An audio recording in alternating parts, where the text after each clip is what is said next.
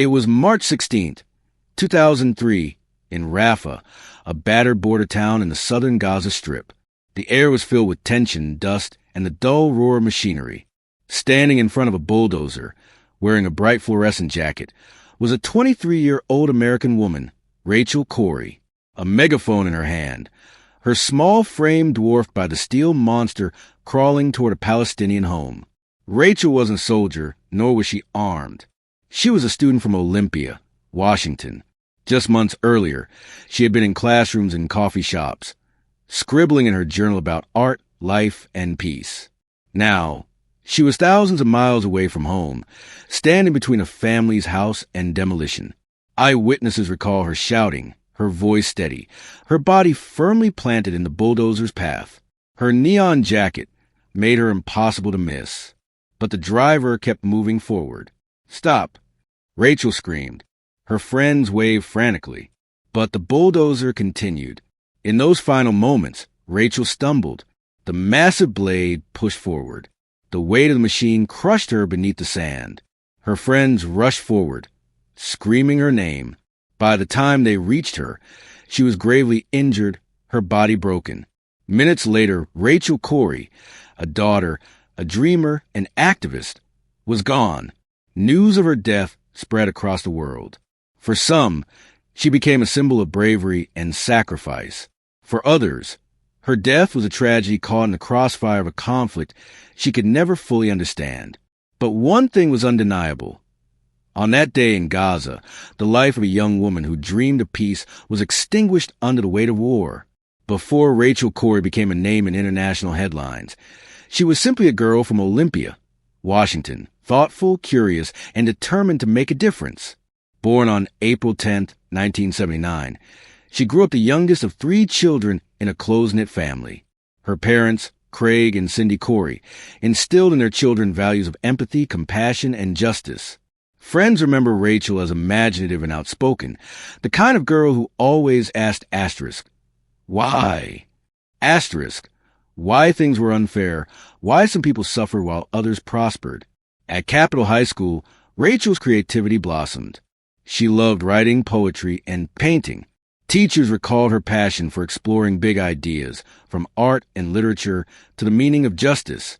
She wasn't content with surface answers. She wanted to understand the roots of problems, to challenge assumptions. When she enrolled at Evergreen State College, she found the perfect place to channel that passion. Evergreen was known for its progressive alternative curriculum, and Rachel dove into courses on human rights, politics, and social justice. She wrote in her journals about her vision for the world, one where compassion overcame violence, and ordinary people had the courage to stand up against injustice. But Rachel wasn't just a dreamer. She was determined to act. She volunteered in local community projects, helped with environmental campaigns, and organized discussions about global issues. Those who knew her best say she carried both a fierce determination and a childlike innocence, qualities that made her both inspiring and vulnerable. By her senior year, Rachel had come to a decision that would change her life forever. Instead of taking a traditional path after college, she wanted to travel somewhere that needed voices of solidarity, somewhere she could stand with those who felt voiceless. In her journals, she wrote about her desire to be a witness, to put her body in places where peace was being silenced. That conviction would lead her far from Olympia and into the heart of one of the world's most violent conflicts. By 2002, the world Rachel Corrie was studying in her textbooks had become impossible to ignore. The second intifada, a violent uprising in the Israeli-Palestinian conflict, was dominating headlines. Suicide bombings, military raids, demolished homes, and civilian deaths filled the news cycle. For Rachel, it wasn't enough to read about these events from thousands of miles away. She wanted to see them, to stand beside the people living through them. That year, she made a choice that startled even her closest friends. For her senior project at Evergreen State College, she joined the International Solidarity Movement, a Palestinian-led group of activists committed to nonviolent protest. Their mission was simple but dangerous. Place their bodies in front of tanks, bulldozers, and armed soldiers, bearing witness to destruction and try and prevent it. When she arrived in Rafah, a dusty border city in the southern Gaza Strip, Rachel was confronted with scenes that shook her to the core. Entire neighborhoods reduced to rubble. Children playing in streets scarred by shell craters. Families living under constant threat of losing their homes. She wrote long emails and journal entries to her family back home. In one letter to her mother, she confessed, "I am witnessing this chronic, insidious terror. I am scared for people here. I am scared of what will happen to them if the world does not act." Despite the danger, Rachel connected deeply with local families. She lived among them, shared meals with them, and listened to their stories of resilience. Friends remember how she played with children in the streets, her blonde hair and bright laugh standing out against the backdrop of war. But beneath the warmth, Rachel also carried a growing sense of urgency. The destruction wasn't abstract anymore. It wasn't politics or news headlines. It was a little girl she knew who no longer had a bedroom. It was the parents who built their homes with their hands, only to watch them reduce to dust. The Rachel who once wrote poetry about dreams and freedom was now writing about survival, about walls collapsing, lives being torn apart, and her duty to stand in the way of injustice. In Gaza, Rachel Corrie's life changed forever. And just weeks later, it would end there too. March 16th, 2003. Rafah, Gaza. That afternoon, Rachel and several fellow activists with the International Solidarity Movement gathered near the home of a Palestinian pharmacist, Dr. Samir Nasrallah. His house, like many others in the border zone, was under threat of demolition by the Israeli Defense Forces. The activists were determined to prevent it. Their strategy was nonviolent resistance. Stand in front of the bulldozers, make themselves visible, and bear witness to the destruction. Rachel wore an orange fluorescent jacket, carried a megaphone, and stood in clear sight. Eyewitnesses said she was close enough to the bulldozer for the driver to see her, but not so close that her presence was hidden. She shouted, waved, and refused to move. For nearly 2 hours, she and the others took turns standing in front of machines. Bulldozers would advance, activists would block their path, and then retreat when the vehicles stopped. But then something changed. As the bulldozer lurched forward again, Rachel climbed onto a mound of earth in front of it. The machine kept coming. Her friends screamed, frantically signaling for it to stop. But it didn't. Rachel stumbled, her foot caught in the shifting sand. The massive blade pushed forward, and before anyone could reach her, the machine rolled over her body. Witnesses described the horror in chilling detail. Rachel was dragged beneath the dirt and crushed. Her friends rushed to her, screaming her name. She was still breathing when they pulled her out, blood filling her lungs. An ambulance rushed her to a hospital in Rafah. Within minutes, 23-year-old Rachel Corrie was pronounced dead. News of her death spread across the globe. For her family back in Olympia, Washington, the call was devastating. For Palestinians, she became a symbol of international solidarity. For Israelis, her death was another tragedy in an already violent conflict. But questions began immediately. Was this a tragic accident? Or had Rachel Corrie been deliberately run over? The death of Rachel Corrie sent shockwaves far beyond Gaza. Within hours, her name was on international news outlets. Images of her friends crying over her body in the dirt were broadcast worldwide. In Washington state, her parents, Cindy and Craig Corrie, received a devastating phone call. Cindy later recalled, "It was the worst moment of my life. Our daughter had gone to stand for peace and justice, and she was killed in the process." The Israeli Defense Forces, IDF, issued a statement almost immediately. They expressed regret for her death, but insisted it was an accident. According to the official military report, the bulldozer driver never saw Rachel. They claimed she had been in a blind spot, hidden by the mound of earth, and was tragically run over without intent. But eyewitnesses told a very different story. Members of the International Solidarity Movement, who stood only meters away, swore that Rachel was visible in her bright orange vest. They insisted she was directly in the driver's line of sight, and that he continued advancing regardless of her presence. The contradictions fueled outrage. Human rights groups demanded accountability. The U.S. State Department called for a full investigation. Protesters marched in cities around the world, carrying signs with Rachel's picture, labeling her a martyr for justice. Yet the Israeli military police quickly closed their case. Their conclusion: Rachel's death was accidental and no one was to blame. No charges were filed. For the Corrie family, this was unbearable. They accused the Israeli government of a whitewash, of protecting its soldiers rather than seeking the truth. Cindy Corrie said in an interview, "Our daughter was killed in broad daylight, in front of witnesses, and yet no one is held accountable. How is that justice?" The case soon escalated beyond grief into a long and bitter legal battle, one that would stretch across years, into U.S. courts and back to Israel. The Corrie family refused to let Rachel's death fade into silence. What began as a moment of unimaginable loss transformed into a lifelong mission to seek accountability and to demand answers about what really happened that March day in Gaza. In 2005, the family filed a civil lawsuit against Caterpillar Incorporated, the American manufacturer of the bulldozer that killed Rachel.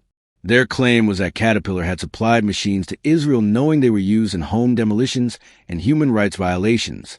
But in 2007, a U.S. federal court dismissed the case. The judge ruled that the issue was inherently tied to U.S. foreign policy and could not be decided in an American courtroom. The Supreme Court later declined to hear the appeal. For the Corries, it felt like the first door had been slammed shut, so they turned to Israel. In 2010, nearly 7 years after Rachel's death, her parents traveled to Haifa to pursue a civil lawsuit against the Israeli government and its Ministry of Defense. The trial was long and emotionally draining. Witnesses from the International Solidarity Movement testified that Rachel was visible, standing in front of the bulldozer. Military officials argued she had been hidden in a danger zone and that her death was a tragic accident. The Corrie sat through every hearing, listening to contradictory testimonies, battling fatigue, grief, and bureaucracy. Cindy Corrie later recalled, "It wasn't just about Rachel anymore. It was about justice for civilians in conflict zones, about the accountability of military power." Finally, in August 2012, the court delivered its verdict. The Israeli judge ruled that the state bore no responsibility. Rachel's death, he concluded, occurred during a wartime activity and was, in his words, an accident she brought upon herself. The ruling devastated the family. They called it a continuation to cover up, a denial of justice not only for Rachel, but for the principle of protecting civilians in war. International reactions were swift. Human rights groups condemned the verdict. Amnesty International called it deeply disappointing. The U.S. State Department expressed concern, but stopped short of direct criticism. Despite their loss in court, the Corries refused to be silenced. Their fight shifted from legal arenas to the realm of public opinion, where Rachel's name and story became a rallying cry. Though Rachel Corrie's family was denied justice in the courtroom, her voice, her story, refused to be buried. Her writings, preserved in journals and emails, revealed the heart of a young woman who believed that compassion could stand against bulldozers, that one person could confront injustice with nothing more than conviction. After her death, these words traveled across the world, giving a voice to the silenced and the displaced. Plays, books, and films began to emerge, most notably My Name is Rachel Corrie, a theatrical production built entirely from her diary entries and letters. The play premiered in London in 2005, earning critical acclaim and sparking debate wherever it was performed. Some called it a necessary window into the human cost of conflict. Others dismissed it as propaganda. But one thing was undeniable.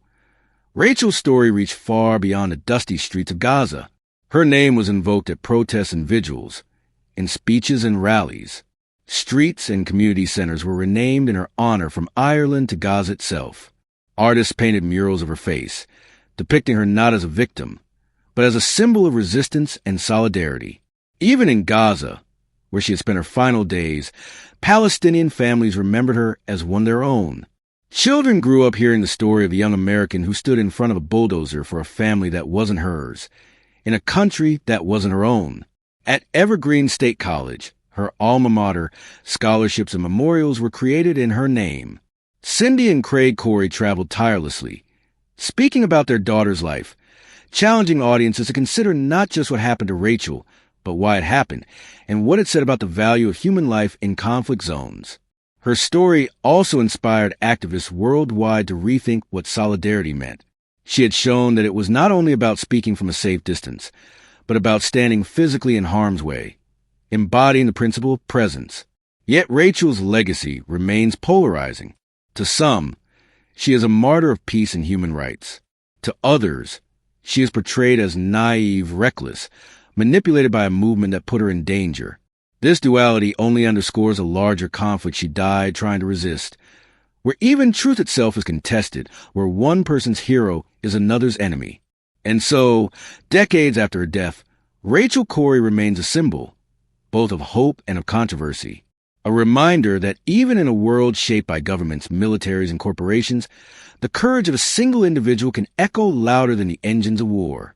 Rachel Corrie's story is not just about one young woman's tragic death in Gaza. It is about the raw collision of innocence and brutality, of hope and despair, of one person's conviction against the machinery of war. At just 23, Rachel stepped into a conflict most Americans only saw through television screens. She believed, perhaps with the idealism of youth, that her presence could make a difference, that the human shield of her body would be enough to protect a family's home from destruction. But what happened on March 16, 2003, revealed something far larger. It revealed how fragile human life becomes when caught between politics and power. It showed how easily compassion can be crushed under steel tracks, and how the truth itself can be buried under conflicting testimonies, military reports, and political agendas. Nearly 2 decades later, Rachel's story still divides opinion. Was she a martyr? Was she reckless? Was she naive? The answers depend on where you stand. But what is undeniable is this: she mattered. Her death drew attention to a conflict that many tried to ignore. Her words, her journals, her emails, her speeches continue to challenge the world to see not statistics, not policy debates, but the human faces living under occupation. Her story forces us to confront uncomfortable questions. What does justice look like when courts fail? Who is responsible when civilians are killed in war zones? And how far would any of us go for a cause we believed in? Rachel Corrie may not have stopped the bulldozers that day, but her courage still echoes. And perhaps that is her real legacy, that her life, though short, continues to ask us to choose. Will we turn away, or will we stand as she did in the face of injustice? Her father once said she believed that ordinary people could make a difference. That's what she died believing.